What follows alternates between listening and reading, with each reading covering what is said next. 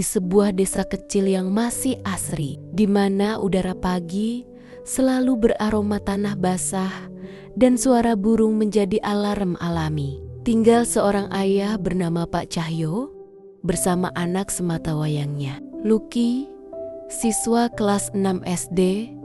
Rumah mereka sederhana, dinding papan, atap seng yang beberapa sisinya mulai berkarat, dan halaman kecil dengan pohon pepaya di sudutnya. Setiap pagi, sebelum matahari menunjukkan sinarnya, Pak Cahyo sudah bangun. Ia menjerang air, menanak nasi di kompor kecil yang mulai goyah kakinya.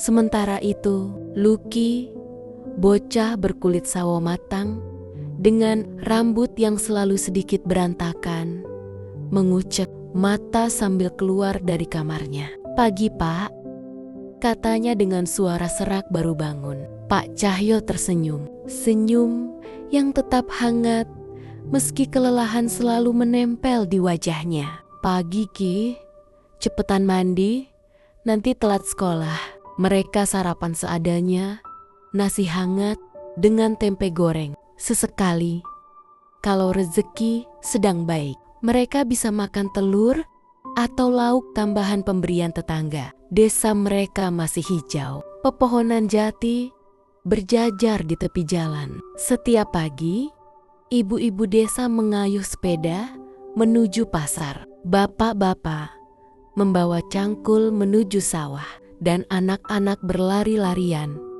di jalan tanah yang belum diaspal. Tetangga mereka cukup dekat dan saling peduli. Bu Rasti, tetangga sebelah, sering mengirim sayur lodeh atau kangkung rebus untuk makan malam. Pak Darmo, tetangga seberang, selalu menyapa sambil mengangkat tangan ketika berangkat ke sawah. Kehidupan sederhana, tapi hangat dan penuh gotong royong. Pak Cahyo bekerja sebagai buruh harian lepas. Terkadang ia menjadi kuli bangunan, membantu mengangkut pasir dan semen. Kadang ia ikut memanen padi jika musim panen tiba. Ada kalanya ia menggarap ladang orang, memotong rumput, atau memperbaiki saluran air. Tempat kerjanya selalu berpindah-pindah, tergantung siapa yang membutuhkan tenaga. Upahnya tidak menentu, terkadang harian, kadang harus menunggu pekerjaan selesai. Meski tubuhnya letih, ia selalu berusaha pulang sebelum Lucky tidur. Baginya, melihat anaknya adalah obat dari semua kelelahan. Sekolah Lucky berada sekitar 2 kilometer dari rumah, sebuah sekolah dasar kecil yang berdiri di tepi sawah. Dindingnya berwarna hijau pucat, beberapa bagian sudah mulai mengelupas. Namun para guru di sana penuh dedikasi. Setiap pagi Lucky berjalan kaki bersama teman-temannya, Bima, Budi, dan Ucup. Mereka berjalan sambil bercanda, sesekali mengejar capung atau menendang batu kecil di jalan. Lucky bukan anak yang paling pandai, tapi ia rajin. Ia selalu duduk di deretan depan, mencatat apapun yang ditulis bu guru di papan, dan sering membantu menyalakan kipas saat kelas mulai panas. Saat istirahat, Lucky biasanya hanya membeli jajanan murah, pangsit 1000-an, atau es lilin buatan tangan penjual keliling. Ia tak pernah mengeluh, meski kadang iri melihat temannya membeli roti besar atau minuman botol. Yang penting, ia tetap bisa sekolah. Itu pesan ayahnya. Setelah sekolah, Lucky pulang, mengganti seragam, lalu membantu ayahnya menyapu halaman, mengambil air sumur, atau memberi makan ayam tetangga sebagai pekerjaan tambahan kecil.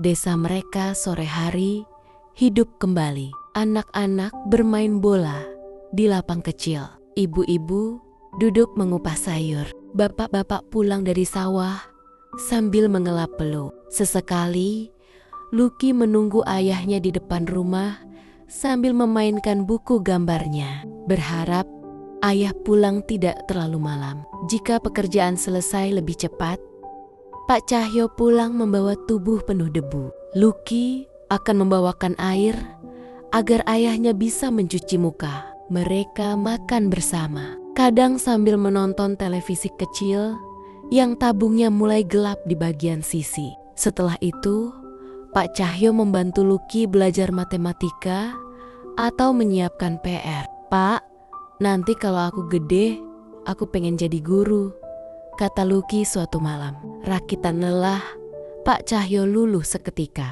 "Semoga tercapai, Ki. Bapak kerja buat itu." Malam mereka selalu sederhana, tapi penuh ketenangan. Di luar rumah, jangkrik bersahutan. Di dalam, cinta ayah dan anak menghangatkan suasana yang mungkin bagi orang lain terasa sangat sunyi. Begitulah keseharian keluarga kecil ini. Tak banyak kemewahan, tak ada pesta, tapi setiap hari dipenuhi harapan kecil. Harapan yang dijaga oleh ayah yang bekerja keras dan anak yang berusaha menjadi lebih baik. Di desa kecil yang asri itu, mereka hidup dalam kesederhanaan, namun dengan rasa syukur yang selalu mereka peluk erat.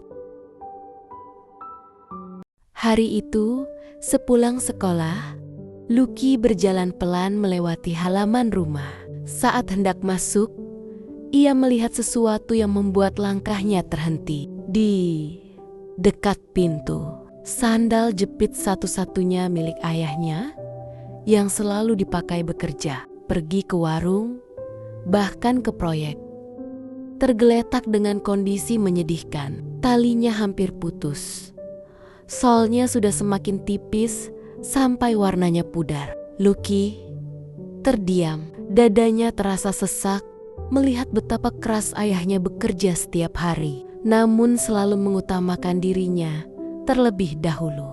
Malam itu, saat ayahnya sudah tertidur, Lucky duduk di kamar sambil menggenggam uang jajannya yang tersisa hari itu. Ia berbisik pada dirinya sendiri, "Aku harus bantu ayah, meski cuma sedikit." Sejak hari itu, Lucky mulai menabung setiap sisa uang jajannya. Kadang hanya Rp500, kadang Rp1.000. Ia menahan diri untuk tidak membeli camilan ketika pulang sekolah. Selain itu, ia juga membantu tetangganya, Pak Samin, untuk memberi makan ayam-ayamnya setiap pagi. Upahnya tidak banyak, hanya beberapa koin. Tapi bagi Lucky, semua bernilai. Koin demi koin, ia masukkan ke celengan plastik berbentuk ayam yang mulai terdengar berat dari hari ke hari. Suatu sore, setelah selesai membantu Pak Samin, Lucky membuka celengannya. Uang receh itu tumpah di lantai kamar. Lebih banyak dari yang ia kira. Dengan hati berbunga-bunga, ia menghitungnya pelan-pelan. Cukup, bahkan lebih dari cukup, untuk membeli sandal jepit baru untuk ayahnya. Lucky pergi ke warung Pak Hasan di pinggir desa.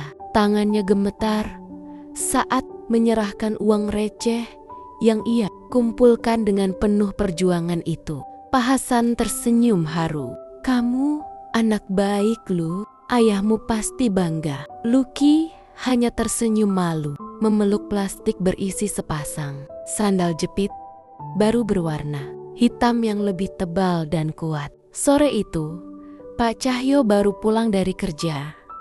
Wajahnya lelah dan penuh debu. Ia hendak melepas sandal jepit lamanya ketika Lucky mendekat sambil membawa plastik kecil. "Ayah." Lucky menatapnya dengan mata yang berbinar. "Ini buat ayah." Pak Cahyo membuka plastik itu perlahan. Saat melihat isinya, ia terdiam lama. "Lucky, ini kamu yang beli?" Suaranya bergetar. Lucky mengangguk pelan. "Aku nabung, ya, dari uang jajan sama dari upah ngasih makan ayam. Aku pengen ayah punya sandal baru, biar gak sakit kakinya kalau kerja." Pak Cahyo langsung memeluk anaknya erat. Pelukan yang hangat, lama, dan penuh rasa syukur. Matanya berkaca-kaca. "Kamu anak hebat, Luke. Ayah bangga sekali." "Terima kasih, Nak." Lucky tersenyum dalam pelukan ayahnya.